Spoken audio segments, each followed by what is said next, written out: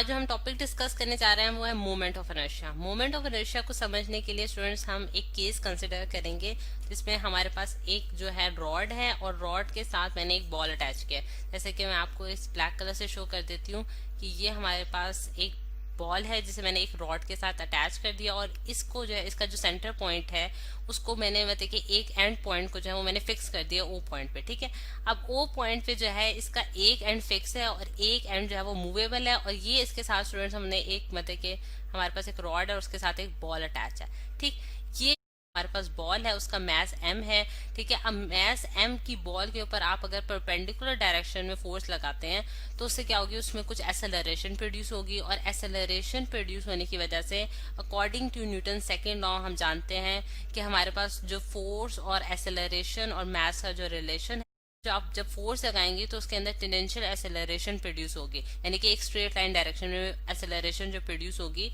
For minute time के लिए। ठीक है, वो हमारे पास टेंजेंशियल एसेलरेशन कहेगी अलोंग द टेंजेंट, यानी कि एक ऐसी लाइन जो कि सर्कल को किसी एक पॉइंट पे टच करती है वो हमारे पास टेंजेंट कहलाती है स्टूडेंट्स। तो उस डायरेक्शन में जो हमारे पास एसेलरेशन प्रोड्यूस होगी उसको हम टेंजेंशियल एसेलरेशन के ठीक है, आप देख सकते हैं कि इसमें जो टेंजेंशियल एसेलरेशन है वो कन्वर्ट हो जाएगी हमारे पास किसमें, एंगुलर एसेलरेशन में। और हम जानते हैं कि एंगुलर एसेलरेशन और टेंजेंशियल एसेलरेशन का जो रिलेशन है वो हमें पता है कि A is equal to R alpha है। और आर जो है वो स्टूडेंट्स हमारे पास रेडियस ऑफ द सर्कल है, यानी कि वो सर्कल जिसके मतलब कि वो आप सर्कल देख सकते हैं जो जो कि जिसके अराउंड जो है वो बॉडी रोटेट कर रही है और सेंटर से उसके एंड पॉइंट तक का जो हमारे पास डिस्टेंस होगा वो हमने आर स्मॉल आर से डिनोट कर दिया। अब ये वाली चीज जो है यानी कि आप देख सकते हैं कि यहाँ हमारे पास जो लीनियर मोशन है वो सर्कुलर मोशन में कन्वर्ट हुई है जब हमने उसके ऊपर कोई ना कोई फोर्स अप्लाई कर दी है। ठीक, और ये चीज जो है अगर ये वाला फॉर्मूला यानी कि ए टी इज इक्वल, अगर हम देखें स्टूडेंट्स कि ये जो फोर्स है यानी कि जो हमारे पास ये तो हमारे पास स्टूडेंट्स हमारे पास एक फोर्स का equals to F is equals to M R alpha, F is equals to M R alpha जो है स्टूडेंट्स हमारे पास एक रिलेशन आया है। अगर हम देखें स्टूडेंट्स कि ये जो फोर्स है यानी कि जो हमारे पास ये तो हमारे पास स्टूडेंट्स हमारे पास एक फोर्स का फोर्स बनी है जो कि हमारे पास एंगुलर मोशन प्रोड्यूस कर रही है। ठीक है, लेकिन हम जानते हैं कि जो टर्निंग इफेक्ट होता है फोर्स का वो हमारे पास क्या कहलाता है, टॉर्क कहलाता है। और हमें क्या करना है कि हमें टर्निंग इफेक्ट ऑफ फोर्स देखना है कि यानी कि फोर्स ने जो टर्निंग इफेक्ट प्रोड्यूस किया वो हम निकालना चाह रहे हैं। उसके लिए हम क्या करेंगे कि ये वाली जो हम अगर फॉर एग्जाम्पल मैं इसको इक्वेशन 1 का नाम दे देती हूँ और स्क्वायर अल्फा, यानी मल्टीप्लाई कर देंगे बोथ साइड से मल्टीप्लाई बाय आर, यानी कि आर रेडियस के साथ हम इसको अगर मल्टीप्लाई करें तो आर इज इक्वल्स टू, इसको यहाँ थोड़ी सी स्पेस दे लेते हैं students, R cross F is equals to M R square alpha, यानी कि दोनों साइडों पर मैंने आर से जो है इसकी मल्टीप्लीकेशन कर दिया। ठीक है, अब अगर मैंने जब इन दोनों साइड्स पे जो है जब मैंने आर से इससे मल्टीप्लाई किया है तो आर क्रॉस एफ स्टूडेंट्स हमारे पास क्या बन गया, टॉर्क बन गया, जो कि हमारे पास स्टूडेंट्स ये जो हमारे पास इक्वेशन आई है अगर मैं इसे इक्वेशन 2 का नाम दे देती हूँ। ठीक है, इसे इक्वेशन 2 का नाम दे देती हूँ। अगर आप इक्वेशन 2 को गौर से देखें स्टूडेंट्स और इक्वेशन ये वाली इक्वेशन को अगर आप देखें यानी कि जो मैं हाईलाइट करने जा रही हूँ, इन दो इक्वेशन को अगर हम कंसिडर करें और एक दूसरे के मुताबिक देखने की कोशिश करें तो हम ये देख सकते हैं कि हमारे पास क्या है कि हमारे पास जो फोर्स है यानी कि फोर्स जो है अगर वो एंगुलर मोशन में हो तो वो हमारे पास क्या कहलाती है, टॉर्क कहलाती है। यानी कि ये दोनों एक दूसरे के क्या है, एनालॉग हैं, यानी कि एक दूसरे के सिमिलर हैं। लेकिन ये लीनियर मोशन के लिए है, यहाँ मैं लिख भी देती हूँ कि ये हमारे लिए क्या है, लीनियर मोशन के लिए है। और ये हमारे पास कौन सी इक्वेशन है जो कि हमारे पास एंगुलर मोशन को एक्सप्लेन कर रही है, उसके साथ हमें रिप्लेस करना पड़ेगा। अगर हम एंगुलर एक्सप्लेन करने के लिए हमारे पास ये इक्वेशन होगी, जिससे हम ये देख सकते हैं कि हम अगर लीनियर मोशन से एंगुलर मोशन की तरफ जाना चाहते हैं तो हमें एफ को रिप्लेस करना पड़ेगा टॉर्क के साथ, यानी कि मैंने टॉर्क जो है उसके साथ हमें रिप्लेस करना पड़ेगा अगर हम एंगुलर मोशन की बात करना चाह रहे हैं। और अगर मैंने एसेलरेशन को देखूं यानी कि एसेलरेशन को देखूं तो ए को मुझे रिप्लेस करना पड़ेगा अल्फा से, यानी कि ए जो है वो रिप्लेस करूंगी अगर मैं अल्फा से तो मैं एंगुलर मोशन में उसको कन्वर्ट कर सकती हूँ। और अगर हम मैस की बात करें यानी कि एक जो सेकंड टर्म हमें रहेगी हमारे पास वो हमारे पास क्या है, मैस, और मैस को मुझे रिप्लेस करना पड़ेगा, किसके साथ करना पड़ेगा, एम आर स्क्वायर के साथ। यानी कि क्योंकि आप देख सकते हैं कि एफ को रिप्लेस किया मैंने टॉर्क के साथ, ए को रिप्लेस किया मैंने अल्फा के साथ, तो अब मेरे पास जो सेकंड टर्म मतलब कि जो चीज बच गई वो एम बचा, और एम को रिप्लेस करना पड़ेगा मुझे एम आर स्क्वायर के साथ। जिससे मुझे ये पता चलता है स्टूडेंट्स कि अगर हम जिस तरह से इंपॉर्टेंट मैस है हमारे पास लीनियर मोशन में, क्योंकि हम जानते हैं कि हम अगर हमारे पास कोई मैस, कोई बॉडी है जिसका मैस एम है, उसमें अगर हम कोई एक्सेलरेशन प्रोड्यूस करना चाह रहे हैं तो मुझे इतनी अमाउंट ऑफ फोर्स लगानी पड़ेगी। इसी तरह हमारे पास जब एंगुलर मोशन की बात आ जाती है स्टूडेंट्स, तो उसमें जो रोल मैस प्ले कर रहा होता है, जो रोल मैस प्ले कर रहा होता है, वही रोल हमारे पास एम आर स्क्वायर प्ले कर रहा है। ठीक है, और ये जो एम आर स्क्वायर की टर्म है स्टूडेंट्स, ये हमारे पास बेसिकली क्या कहलाती है, मोमेंट ऑफ इनर्शिया कहलाती है। यहाँ मैं लिख देती हूँ कि हमारे पास जो मोमेंट मोशन में। ठीक है, अब अगर हम इसकी डिपेंडेंस, इसको अगर नोटेशन देख लेते हैं कि इसको हम डिनोट किससे करते हैं, इसको स्टूडेंट हम कैपिटल आई से डिनोट करते हैं, और कैपिटल आई जो है वो एम आर स्क्वायर के बराबर होता है। ठीक है, अब इसके जो हमारे पास डिपेंडेंस देखें स्टूडेंट्स, तो हम देख सकते हैं कि इसकी जो डिपेंडेंस है वो मैस पे भी है और रेडियस पे भी है, यानी कि ये आर स्क्वायर पे भी डिपेंड करता है। जितना ज्यादा रेडियस होगा उतना ज्यादा उस बॉडी का मोमेंट ऑफ इनर्शिया होगा। ठीक स्टूडेंट्स, ये जो मोमेंट ऑफ इनर्शिया हमने निकाला I is equal to M R square, ये हमारे पास है सिंगल पॉइंट पार्टिकल के लिए। ठीक है, जिस तरह से आपने देखा था कि जो हमने रॉड कंसीडर किया था उसका मैस, हमने उसके साथ जो मैस अटैच किया था वो हमारे पास एक स्मॉल मैस था जिसे हमने एम से किया था। ठीक है,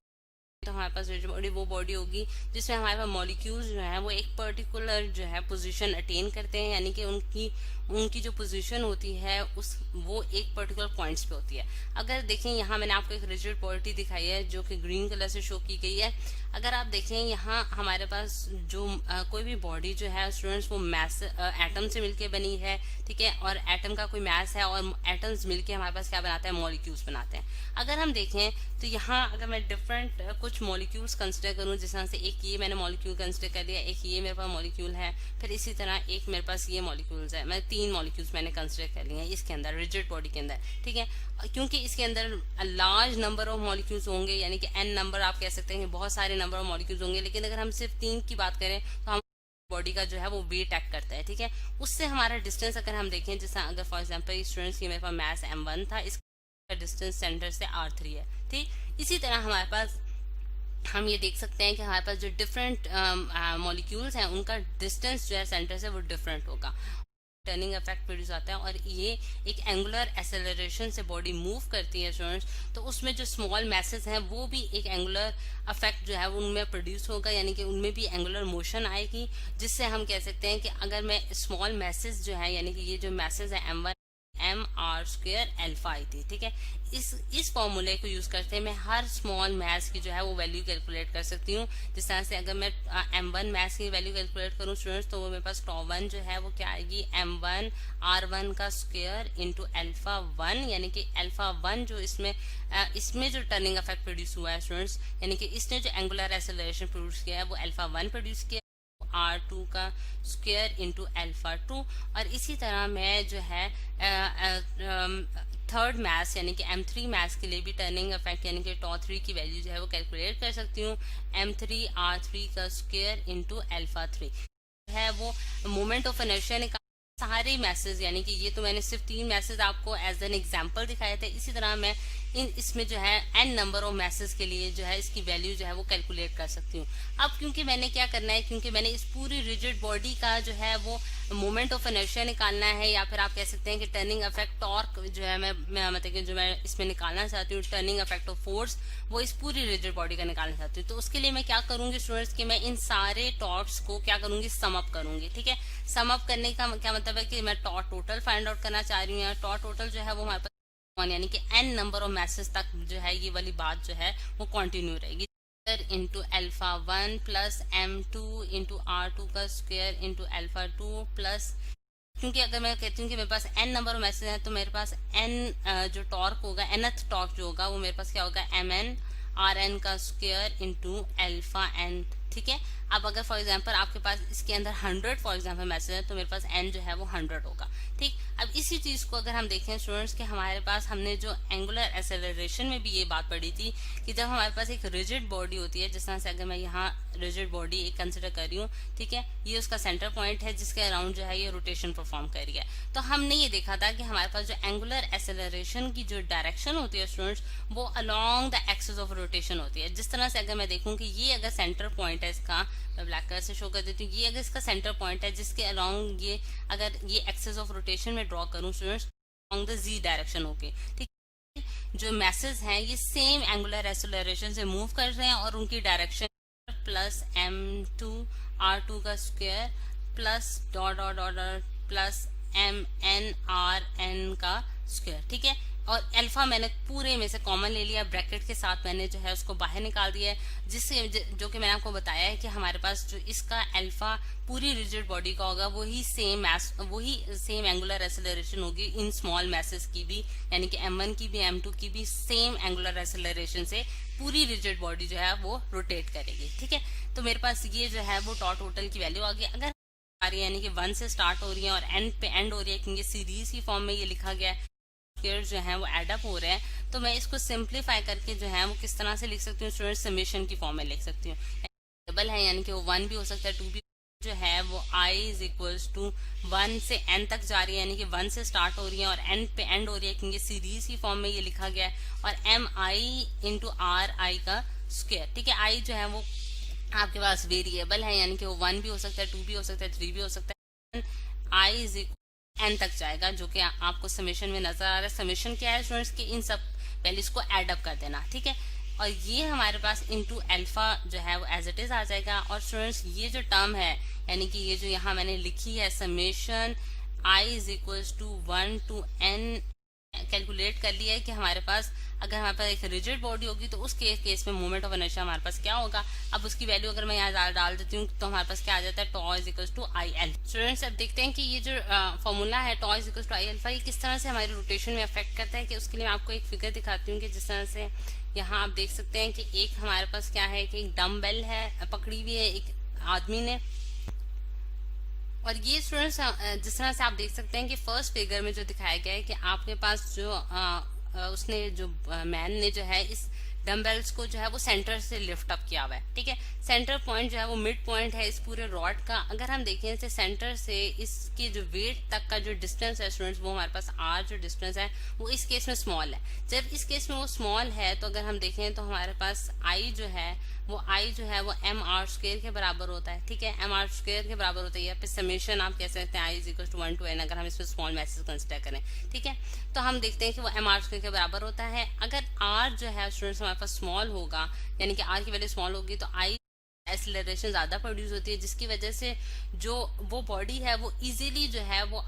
मोमेंट ऑफ इनर्शिया स्मॉल होगा तो स्टूडेंट्स उसमें जो एंगुलर एक्सेलरेशन प्रोड्यूस होगी यानी कि अल्फा की जो वैल्यू होगी वो बहुत लार्ज होगी। यानी कि जब हमारे पास मोमेंट ऑफ इनर्शिया कम होता है तो उसमें एंगुलर एक्सेलरेशन ज्यादा प्रोड्यूस होती है, जिसकी वजह से जो वो बॉडी है वो इजीली जो है वो अपनी रोटेशंस जो है वो मतलब परफॉर्म करती है, यानी कि उसकी जो एंगुलर स्पीड होती है, एंगुलर एक्सेलरेशन होती है स्टूडेंट्स, वो हमारे पास बहुत ज्यादा होती है, ठीक है। और लेकिन जो हमारे पास टॉर्क है यानी कि टर्निंग इफेक्ट है वो बैलेंस रहता है, या फिर आप उसे ये कह सकते हैं कंजर्व्ड क्वांटिटी रहती है हमारे पास। उस केस में कि अगर हम एक्सटर्नल जो फोर्सेज या फ्रिक्शनल फोर्सेज हैं उनको कंसिडर ना करें, यानी कि आई और अल्फा जो है, यानी कि अगर आई हमारे पास लेस होगा तो अल्फा जो है वो ग्रेटर हो जाएगा, और ओवरऑल जो टॉर्क है यानी कि टर्निंग इफेक्ट जो है उस बॉडी में वो हमारे पास क्या रहेगा, कंजर्व रहेगा। अब इंक्रीज कर गई सेकंड केस में आर की वैल्यू जब हमारे पास इंक्रीज कर गई तो इसका मतलब है आई भी हमारे पास इंक्रीज कर गया, यानी कि मोमेंट ऑफ इनर्शिया क्या हो गया, इस बॉडी का ज्यादा हो गया, जिसकी वजह से क्या हो गया स्टूडेंट्स के हमारे पास